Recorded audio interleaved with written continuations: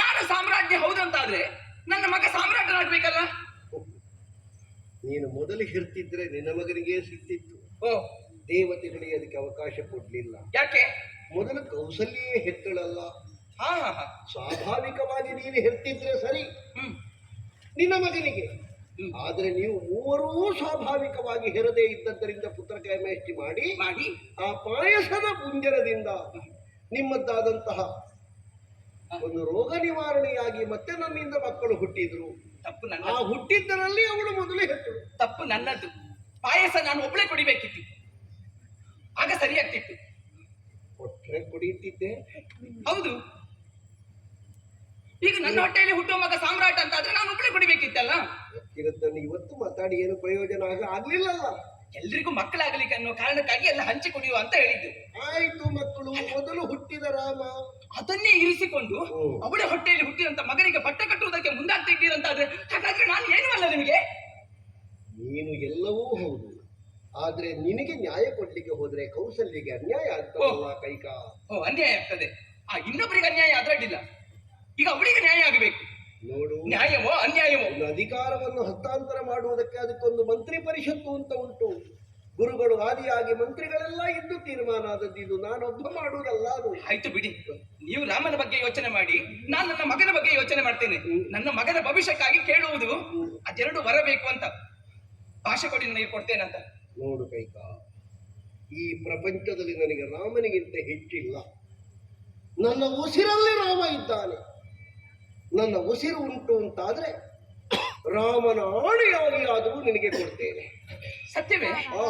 ಸರಿ, ಮಂತ್ರಾಗಾರವನ್ನು ಸೇರಿ ನೀವು ಮೂವರು ಸಮಾಲೋಚನೆ ಮಾಡಿ ನಾಳೆ ದಿನ ರಾಮನಿಗೆ ಪಟ್ಟಾಭಿಷೇಕ ಮಾಡಬೇಕು ಅಂತ ಮುಂದಾಗಿರಲ್ಲ. ಎಲ್ಲ ಸಿದ್ಧತೆ ನಡೀತಾ ಇದೆಯಲ್ಲ.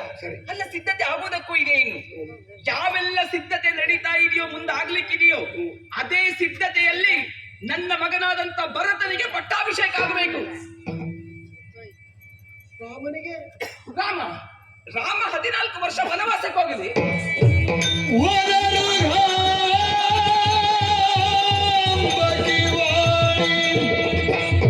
ಹೃದಯ ಭೇದಿಪ ಸುರಗಿಗಿನ ಕುಲೇಂದ್ರನು ಕಂಪಿಸಿ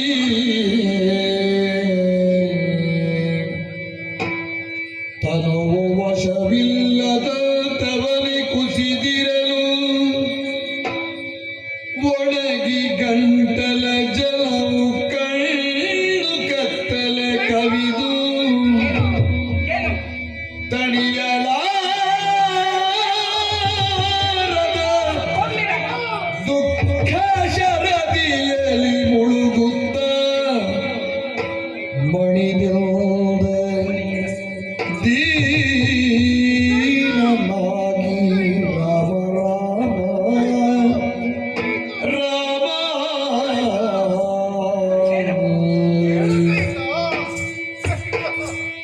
ಸುರ ಸುರಭಿ ಕೆಚ್ಚಲಲ್ಲಿ ಗರಳ ಕಂಡೇನೆ ಕೈಕಾ. ಸುರ ಸುರಭಿ ಕೆಚ್ಚಲಲ್ಲಿ ಗರಳ ಕಂಡೇನೆ ಹೀಗೆ ಕರುಣವಿಲ್ಲವೇ ಕಾಂತಿ ಕೈಕಿ ನಿನಗೆ ಕರುಣವಿಲ್ಲವೇ ಕಾಂತಿ ನಿನಗೆ ಧರಣಿ ವಂಶದ ದೀಪ ಕರಳ ರಾಮನ ಕಾಣಿಯೇ ರಾಮ. ತರಣಿ ವಂಶದ ದೀಪ ಕರಳ ರಾಮನ ಕಾಯೇ ಕರುಣ ಬಳ್ಳಿಯ ಕಡಿವುದೇನಿದುವೆ ಮಾಯೇ. ಕರುಣ ಬಳ್ಳಿಯ ಕಡಿವುದೇನಿದುವೆ ಮಾಯೇ. ಸುರ ಸುರಭಿ ಕೆಚ್ಚಲಲ್ಲಿ ಕರಣ ಕಂಡನೆ ಕೈಕಾ. ರಾಮ ರಾಮ ರಾಮ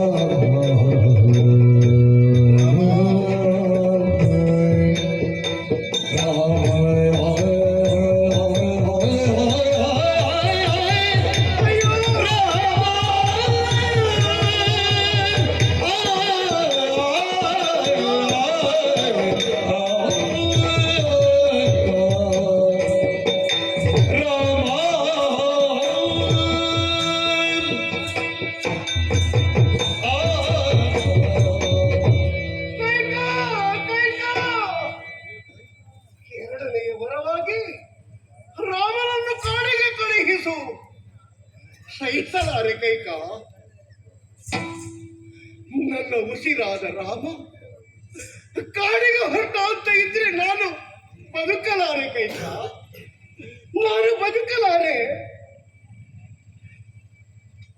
ಇದು ಕೇಳುತ್ತಿರುವುದು ನೀನೇ ಏನೇ? ನಂಬುವುದಕ್ಕೆ ಆಗ್ತಾ ಇಲ್ಲ. ಸುರಭಿಯ ಕೆತ್ತಲಿನಿಂದ ಯಾವ ಕಾಲಕ್ಕಾದರೂ ವಿಷದ ಹನಿ ಉದುರಿಯಿತೆ ಇಲ್ಲ. ನನ್ನ ಕೈಕೆಯ ಬಾಯಿಯಿಂದ ಅಮೃತೋಪಮವಾದಂತಹ ಎದೆಯ ಪೀಯೂಷದಿಂದ 4 ಮಕ್ಕಳನ್ನು ತೃಪ್ತಿಪಡಿಸಿದಂತಹ ಉದಾತ್ತ ಚರಿತೆ ನೀನು. ನಮ್ಮ ವಂಶದ ಭಾಗ್ಯದ ಬಳ್ಳಿ ನೀನು. ಒಂದು ಕಾಲದಲ್ಲಿ ಸತ್ತೇ ಹೋಗಬೇಕಾದಂತಹ ದಶರಥನನ್ನು ಉಳಿಸಿದಂತಹ ಪುಣ್ಯಾತ್ಮ ನೀನು. ಇವತ್ತು ಕಟುಕಿಯಂತೆ ಕರುಳ ಬಳ್ಳಿಯ ಸಂಬಂಧವೇ ಇಲ್ಲದಂತೆ ಅಯೋಧ್ಯೆಯ ಬೆಳಕಾದ ಸೂರ್ಯ ವಂಶದ ದಿನಮಣಿಯಾದ ಶ್ರೀರಾಮಚಂದ್ರ ಕಾಡಿಗೆ ಹೋಗಬೇಕು ಅಂತ ಹೇಳ್ತಾ ಇದ್ದೀಯಲ್ಲ, ಬದುಕು ಕತ್ತಲೆಯಾಗಬೇಕು ಅಂತ ಇದೆಯೇನೆ? ಅಯೋಧ್ಯೆ ಮಸಣವಾಗಬೇಕು ಅಂತ ಬಯಸಿದೆಯೇನೆ ನೀನು? ಇಲ್ಲ ಕೈಕ, ನಿನಗೆ ಕೈ ಮುಗಿಯುತ್ತೇನೆ, ನಿನ್ನ ಕಾಲು ಹಿಡಿಯುತ್ತೇನೆ. ನನ್ನ ಜೀವದ ಜೀವವಾದ ರಾಮನನ್ನು ಕಾಡಿಗೆ ಕಳಿಸು ಅಂತ ಹೇಳಬೇಡ ಕೈಕ, ಹೇಳಿಬಿಡಬೇಡ. ಮಾತಿಟ್ಟಿದ್ರೆ ರಾಮ ರಾಮ ರಾಮ ಅಂತ ಹೇಳ್ತೀರಲ್ಲ, ಏನು ಉಳಿದವರೆಲ್ಲ ನಿಮ್ಮ ಮಕ್ಕಳಲ್ವಾ? ಎಲ್ಲ ಮಕ್ಕಳನ್ನು ಸಮಾನ ದೃಷ್ಟಿಯಲ್ಲಿ ಕಾಣಬೇಕಾದಂತಹ ನೀವು ರಾಮನಲ್ಲಿ ಏನು ಅಷ್ಟು ಪ್ರೀತಿ ವಾತ್ಸಲ್ಯ? ಯಾಕೆ ರಾಮ ಪ್ರತ್ಯೇಕ? ಮಕ್ಕಳಲ್ಲಿ ಪ್ರೀತಿ ಇದೆ, ಮಕ್ಕಳಲ್ಲಿ ವಾತ್ಸಲ್ಯ ಇದೆ, ಆದ್ರೆ ಶ್ರೀರಾಮನಲ್ಲಿ ಪ್ರೇಮ ಇದೆ ಕೈಕ. ನಿಮಗಿರ್ಬಹುದು. ಭಗವಂತನಲ್ಲಿ ನಿರ್ವಾಚ್ಯ ಅಂತಃಕರಣವಾದಂತಹ ಪ್ರೇಮ ಇರುವುದು ಜೀವನಿಗೆ. ಪುರುಷಾರ್ಥ ಚತುಷ್ಟಯಗಳ ಹಾಗೆ ಮಕ್ಕಳು 4 ಮಂದಿಗಳಾದರೂ ಕಡಲ ಶಯನನಾದಂತಹ ಶ್ರೀಪತಿಯೇ ನಮ್ಮ ಮನೆಯಲ್ಲಿ ಶಿಶುರೂಪವನ್ನಾಂತರೋ ಎನ್ನುವ ಹಾಗೆ ರಾಮಚಂದ್ರ ನಮ್ಮ ಬದುಕನ್ನು ಬೆಳಗಿದವ. ನಿಮಗಾಗುದಿಲ್ವಲ್ಲ? ಸೂರ್ಯ ವಂಶದಲ್ಲಿ ಸಂಜನಿಸಿದಂತ ನಾನು ಮಾತಿಗೆ ತಪ್ಪಿದ್ದೇನೆ ಅಂತ ಹೇಳಿ ಮಾತಿಗೆ ತಪ್ತೀರಾ ಅಥವಾ ಮಾತನ್ನು ನೆರವೇರಿಸ್ತೀರಾ? ಮಾತನ್ನು ನೆರವೇರಿಸುವುದೇ ಹೌದಂತಾದ್ರೆ ಮುಂದಿನ ದಾರಿ ಏನಂತ ನೋಡಿ. ರಾಮ ರಾಮ ರಾಮ ಮಿತ್ರ ಕುಲಮಣಿ ಜನಕ ಜಾಧವ ನಿತ್ಯ ನಿರ್ಮಲ ಚಿತ್ತ ರಾಘವ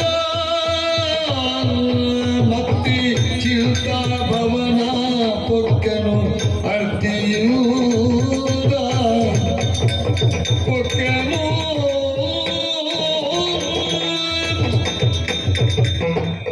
ವಂದಿಸಿಕೊಂಡೆ. ರಾಮ, ಇದೇನು ಅಪ್ಪ ವರವಿದ್ದ ವರ್ತಮಾನ ಅರಿತು ಬರುವಾಗ ಅಪ್ಪನ ಕಂಗಳಲ್ಲಿ ಅಶ್ರು, ಏನಿಲ್ವ? ನಮಗ ಆಕ್ರೋಶ. ಅವಳಲ್ಲಿ ಮಾತಾಡಬೇಡ ಮಗ. ಅಪ್ಪ ಅವಳನ್ನ ಕಸಿ. ಇದೆಲ್ಲ ದಯನೀಯ ಅವಸ್ಥೆ ವರಕ್ಕಾಗಿ ಹೌದಾದ್ರೆ ಅದು ಸಮ್ಮತ. ಅಮ್ಮ ಸಮ್ಮತವಾಯ್ತು ಮನಕ್ಕೆ ಸುತಗಿ ನಿಮ್ಮ ವಾಚಿತ ಸಲಿಪ ಬಯಕೆಯೇ ಅಮ್ಮ ಧರ್ಮಯೋಗಿಯ ಬಾಳು ನಿಮ್ಮನದು ವಿಭಾಗ್ಯ ಧರ್ಮಯೋಗಿಯ ಬಾಳು ನಿಮ್ಮನದು ವಿಭಾಗ್ಯ ಸುಮ್ಮನೆ ತೆಗಿಪಿತ ದುಮಾನಗೊಳ್ಳುವರು ಅಮ್ಮ ಅಮ್ಮ ಸಂತಸವಾಯ್ತು ಮನಗೆ ನಿಮ್ಮ ವಾಚಿತ ಸಲಿಪ ಬಯಕೆ ಸಮ್ಮತ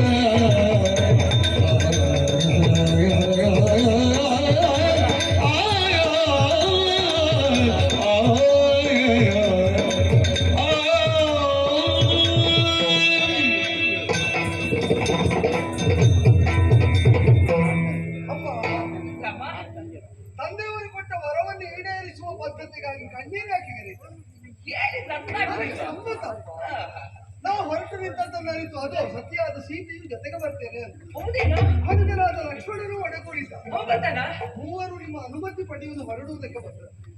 ಭರತನಿಗೆ ರಾಜ್ಯಾಧಿಕಾರದ ಹೊರೆಯಲ್ಲೇ ಇರಲಿ ಅಂತ ಅಮ್ಮ ನಿರ್ಣಯಿಸಿ ಹೊರ ಕೇಳಿದೆ. ಕರ್ಮಯೋಗಿಯ ಬದುಕನ್ನು ಹೊಂದುವುದೇ ರಾಮನಿಗೆ ಯುಕ್ತ ಅಂತ ಕಾಡಿಗೆ ಕಳುಹಿಸಿದ್ದೆ. ಸಂತಸದಿಂದ ಹೊರಟು ನಿಂತಿದ್ದೇನಪ್ಪ, ಅದಕ್ಕೆ ನೀವು ಕಣ್ಣೀರಿಡುವುದು ಅಷ್ಟೇ. ಉಸಿರು ನೀಡಿದ ತಂದೆಗೆ ಉಸಿರಾದಿ ನೀರಾಮ ಹೋಗಬೇಡ ಮಗ, ಹೋಗ್ಬೇಡ. ವಸುಧಿಯ ತೊರೆವೆಯೇ ಅಕಟ ಅಕಟ ಆಯ್ತಾರೆ ಮಗ. ರಾಮ ರಾಮ, ಉಸುರುವೆ ನೀಯಲ್ಲ ಕೈ ತುತ್ತ ಉಳುತ್ತ ಉಸಿರುವೆ ನೀಯಲ್ಲ ಕೈ ತುತ್ತ ಉಳುತ್ತಿರುವುದು ನಿಶಿಜಿವ ವಶವಿರೋ ಸುತನೆ ಇಂದು ನಿಶಿಯಲ್ಲ ವಶವಿರೋ ಸುತನೆ ಉಸಿರು ನೀಡಿದ ತಂದೆ ಕುಸಿರಾದಿ ಶ್ರೀರಾಮ ರಾಮ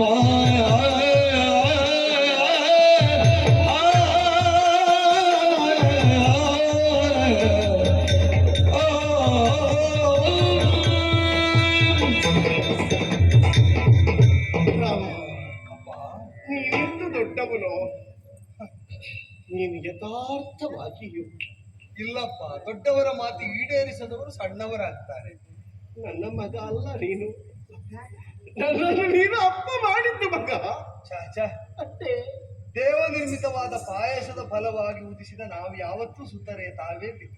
ಮಗನೇ, ಇಂತಹ ಅಪ್ಪ ಇದ್ರೆ ಯಾವ ಮಕ್ಕಳಿಗೂ ಇದೇ ಗತಿ ಮಗ. ಯಾಕಪ್ಪ ಹಾಗೆ ಹೇಳ್ತೀರಿ? ಬದುಕಿನ ಆನಂದವನ್ನು ಹಂಚಿಕೊಟ್ಟವರು ತಾವಲ್ವೇ? ನೀನೊಂದು ಕೆಲಸ ಮಾಡ್ತೀಯ ನಾವು, ಏನಪ್ಪ ಹೇಳಿ. ನನ್ನ ಕೈಕಾಲು ಕಟ್ಟಿ ನನ್ನನ್ನು ಸೆರೆಮನೆಗೆ ಹಾಕು ಮಗ. ಯಾಕಪ್ಪ? ಇಲ್ಲದೆ ಇದ್ರೂ ಕೈಕೆಯ ವ್ಯಾಮೋಹದ ಪಾಠದ ಶೃಂಖಲೆಯಲ್ಲಿ ನಾನು ಬಂಧಿಯಾಗಿದ್ದೇನೆ ಮಗ, ನಾನು ಬಂಧಿಯಾಗಿದ್ದೇನೆ.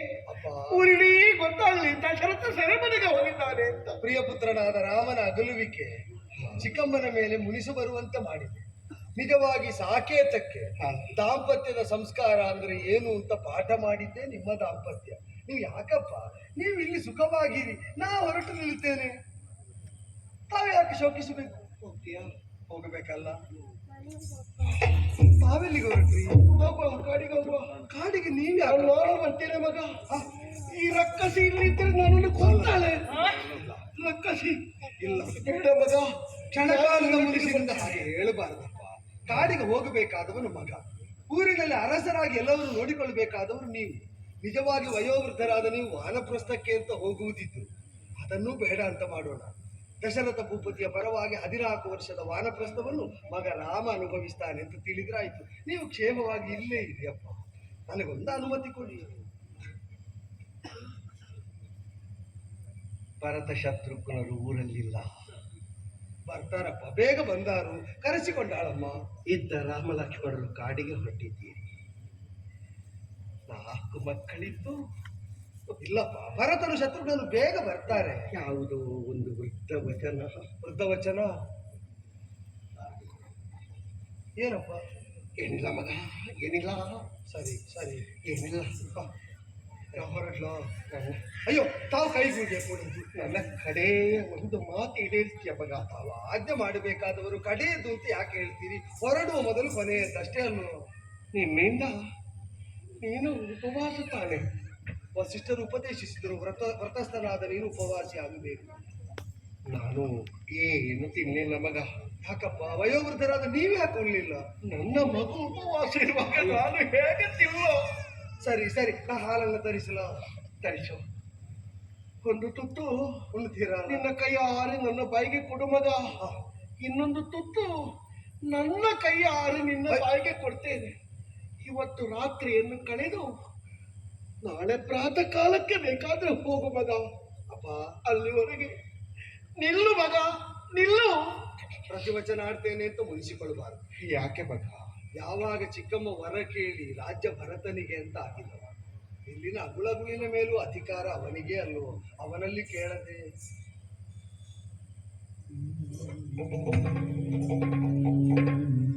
ನೀನು ಕೇಳಿಟ್ಟ ರಾಜ್ಯದ ಅನ್ನದ ಬಗ್ಗೆ ಮಗು ಹೇಳ್ತದೆ, ಕೇಳುದು. ಒಂದಿಷ್ಟು ತಿಂಡಿ ಬೇಕಾದ್ರೆ ಕೆಟ್ಟದನ್ನು ಯೋಚಿಸಬೇಡಿ. ದುಷ್ಟ ಆಶಯದಲ್ಲಿ ಆಡಿದ್ದಲ್ಲ, ಧರ್ಮದಲ್ಲಿ ಬುದ್ಧಿ ಸ್ಥಿರವಾಗಿ ವನವಾಸ ಪ್ರತಿಯಾಗಿ ಪಿತೃವಚನ ಪರಿಪಾಲನೆ ಮಾಡಬೇಕು ಅಂತ ಹೊರಟು ನಿಂತಿದ್ದೇನೆ. ಉಂಡ ಅನ್ನವೇ ಕಾರಣವಾಗಿ ಧರ್ಮದಿಂದ ಮನಸ್ಸು ಹಿಂಜರಿದರೆ ಕಾಡಿಗೆ ಹೋಗುವುದು ಬೇಡ ಅಂತ ಕಂಡ್ರೆ ಅದಕ್ಕೆ ಈ ಕ್ಷಣದಲ್ಲೇ ಹೊರಟು ನಿಂತದ್ದು. ಪುರದ ಪುಣ್ಯವೇ ಹೊರಟು ನಿಂತಿದೆ ಗುರುಗಳೇ. ಅವ್ರು ಯಾಕಪ್ಪ, ಅವ್ರು ಯಾಕೆ, ನೀವೆಲ್ಲ ಹೋಗ್ತೀರಿ? ನಿಲ್ಲಿಸಿ ಇದ್ದಾರೆ. ಹೋಗ್ಲಿಕ್ಕೆ ಬಿಡಬೇಡಿ, ಹೋಗ್ಲಿಕ್ಕೆ ಬಿಡಬೇಡಿ, ಬಿಡಬೇಡಿ.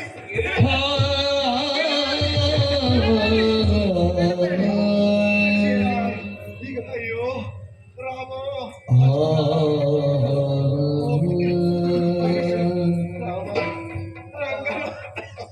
ಆಶೀರ್ವಾದ ಮಾಡಿ.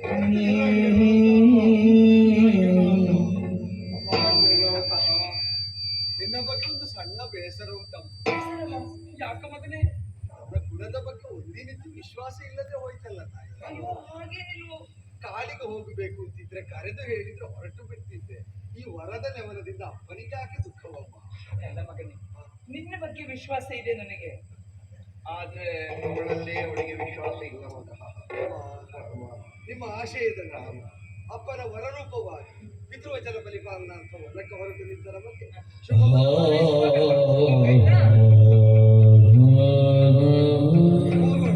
ನಿಂತರ ಅಪ್ಪನಿಗೆ ದುಃಖ ಹೆಚ್ಚಾಗ ಹೋಗಿ ಬರ್ತೇವೆ, ಹೋಗಿ ಬರ್ತೇವೆ.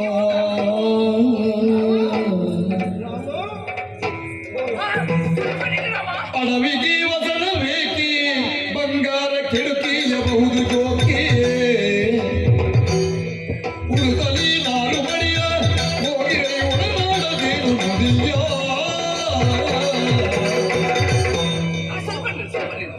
ಬೇಡ ಮಗ, ಹೋಗೋದು ಬೇಡ ಅಂತೆ. ಏನು ಅಂತ ಕೇಳ್ತೇನಪ್ಪ, ಸ್ವಲ್ಪ ಕಡಿಮೆ ಏನಮ್ಮ. ನೀನ್ ಹೀಗೆ ಹೋಗುದು ಬೇಡ ಅಂತ ಹೇಳಿದ್ದೆ. ಹೀಗೆ ರಾಜ ಪೋಷಾಕನ್ನು ಧರಿಸಿದ್ಯಾ, ಮೈ ತುಂಬಾ ಆಭರಣ ಇದೆ, ಈ ವಸನ ಇದನ್ನೆಲ್ಲ ನೀನು ಉಟ್ಟುಕೊಂಡು ತೊಟ್ಟುಕೊಂಡು ಕಾಡಿಗೆ ಹೋದ್ರೆ ನಿನ್ನ ಕಷ್ಟ ಆಗುವುದಿಲ್ವೇನೋ? ಅದಕ್ಕೆ ಅಂತ ಕಾಣ್ತದೆ ಇವುಗಳೆಲ್ಲ ಕಳಚಿಟ್ಟದ್ದು. ಸರ್ವಸಂಗ ಪರಿತ್ಯಾಗ ಮಾಡಿ ಸಂಸಾರ ಮಧ್ಯದಿಂದ ಸನ್ಯಾಸಿಯಾಗುವುದಕ್ಕೆ ಹೊರಟವನಿಗೆ ಮನೆಯಲ್ಲಿದ್ದ ಅರಮನೆಯಲ್ಲಿದ್ದ ಯಾವ ಘನಕನಕಗಳು ಆಸಕ್ತಿ ಹುಟ್ಟಿಸುವುದೇ ಇಲ್ವೋ. ಮತ್ತೆ ವಿದ್ಯಮಾನ್ ಋಷಿಪಿಸ್ತುತ್ಯ ಕೇವಲ ಧರ್ಮಮಾಶ್ರಯ, ಕೇವಲ ಧರ್ಮವನ್ನು ಆಶ್ರಯಿಸಿದ ಒಬ್ಬ ಋಷಿಯಂತೆ ನನ್ನನ್ನು ಪರಿಗ್ರಹಿಸಿ. ಅಮ್ಮನಿಗೂ ರಾಮ ತಪ್ಪುವುದಿಲ್ಲ, ಅಮ್ಮನಂತೆ ಕಾಣುವ ಮಾತಿಗೂ ರಾಮ ತಪ್ಪುವುದಿಲ್ಲ. ಆಡಿದ್ದನ್ನು ಬದಲಿಸಬೇಕು ಅಂತ, ಆದರೆ ಕಳಚಿದ್ರೆ ಉಳುವುದಕ್ಕೆ ಏನು ಅಂತ ಬೇಡ. ಅಯ್ಯೋ ಅದಕ್ಕೆ ವ್ಯವಸ್ಥೆ ಇದೆ ಮಗನೇ. ಅದಕ್ಕೆ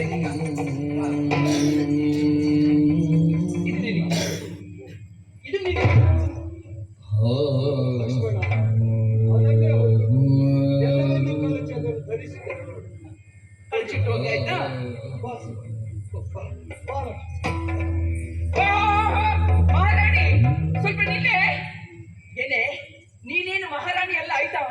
ಮೈ ತುಂಬ ಇಷ್ಟು ಆಭರಣ ಪಟ್ಟು ಸೀರೆ ಉಟ್ಕೊಂಡಿದ್ಯಾ, ಇದನ್ನೆಲ್ಲ ಉಟ್ಕೊಂಡು ಅವ್ರ ಜೊತೆಯಲ್ಲಿ ಕಾಡಿ ಹೋಗುದೇನೆ ನೀನು? ಕಳಚೆ ಎಲ್ಲ ಕಳಚೆ.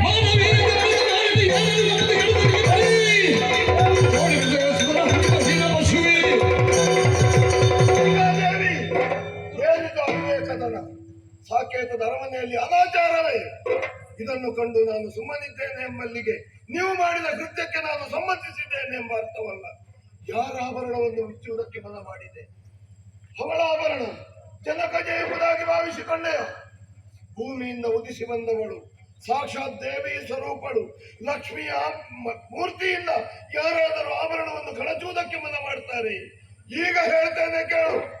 ಸಾಕೇತಕ್ಕೆ ಸೀತೆಯ ಸಾಮ್ರಾಜ್ಞಿಯನ್ನು ಹಾಗೆ ನಾನು ಘೋಷಿಸಿದ್ರೆ ಯಾರು ತಡೆಯುವರು? ಗುರುಗಳೇ, ಅವಳಿಗೆ ಶಾಪ ಕೊಡಿ, ಶಾಪ ಕೊಡಿ, ಶಾಪ ಕೊಡಿ ಅವಳಿಗೆ. ಶಾಂತ ಶರದಿಯಂತಹ ತಾವು ವಡವಾಗ್ನಿಯಾದದ್ದು ನಮ್ಮ ಮೇಲಿನ ಪ್ರೀತಿಯಿಂದ ಅಂತ ಬಂದ್ರಾಮ. ಅನುಚಿತವಾಗಿ ಅಂತಹ ಅತಿರೇಕದ ನಿರ್ಣಯ ಮಾಡಕೂಡದು. ಅವಳು ಸಣ್ಣವಳು, ನಾನು ಹೇಳ್ತೇನೆ. ನಾನು ಹಾಗೆ ಹೇಳಿದ್ದಲ್ಲ ಗುರುಗಳೇ. ರಾಮ ಅವಳಿದ್ದದ್ದನ್ನು ಕಳಚಿದ್ರೆ ಉಳುವುದಕ್ಕೆ ಆಗ ಅಯ್ಯೋ ಅದಕ್ಕಿದೆಯಪ್ಪ, ಅದಕ್ಕೆ ಮತ್ತೆ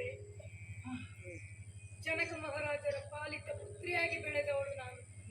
ಪ್ರತಿನಿತ್ಯವೂ ಪಟ್ಟೆ ಪೀತಾಂಬರ ಹೊನ್ನಾಭರಣಗಳಿಂದ ನನ್ನನ್ನು ಶೃಂಗರಿಸಿ ಆ ಚಂದವನ್ನೇ ನೋಡುತ್ತಾ ಆನಂದ ಪಡುತ್ತಿದ್ದವನು ನನ್ನ ತಂದೆ.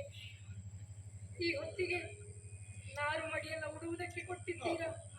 ಇದನ್ನ ಹೇಗುಡುವಂತೆ? ಅಯ್ಯೋ ಮದ್ವೆ ಅವಳಿಗೆ ಸೀರೆ ಉಡ್ಲಿಕ್ಕೆ ಬರುದಿಲ್ವಾ? ನಿನ್ನ ಮದುವೆ ಆದ ಮೇಲೆ ಕಸೆ ಹಾಕ್ತಾ ಇದ್ದದ್ದು. ಹಾಗಲ್ಲ, ಪ್ರತಿದಿನವೂ 24 ಮೊಳದ ಸೀರೆಯನ್ನೇ ಉಟ್ಟ ಅಭ್ಯಾಸ, 6 ಮೊಳದ ಈ ನಾರು ಮಡಿಯನ್ನು ಹೇಗುಡುವುದು? ಆದರೆ ನನ್ನವರನ್ನು ನಾನು ಅನುಸರಿಸಬೇಕು. ನೀವೇ ತಾಯಿಯ ಸ್ಥಾನದಲ್ಲಿ ನಿಂತು ಉಡುವುದಕ್ಕೆ ಹೇಳಿಕೊಡುತ್ತೀರಿ ಅಂತ. ಏನೇ ಸಾಮ್ರಾಜ್ಯ ನಾನು ನನ್ನಲ್ಲಿ ಸೀರೆ ಉಡಿಸ್ಲಿಕ್ಕೆ ಹೇಳ್ತಾಳೆ. ಚಿಕ್ಕವಳನ್ನು ಅಪ್ಪ, ಕ್ಷಮಿಸು ಕ್ಷಮಿಸು. ಸ್ವಲ್ಪ ಹೇಳಿ ಅವಳಿಗೆ. ನಾನು ಕಲಿಸ್ತೇನೆ, ನಾ ಕಲಿಸ್ತೇನೆ, ನೀನು ಕ್ಷಮಿಸ. ಸೀತಾ, ಬದುಕಿನ ಹೊಸ ಪಾಠವನ್ನು ನಾ ಕಲಿಸ್ತೇನೆ. ಮುಟ್ಟೇ ತೆರಳೋಣ. ಇದೇ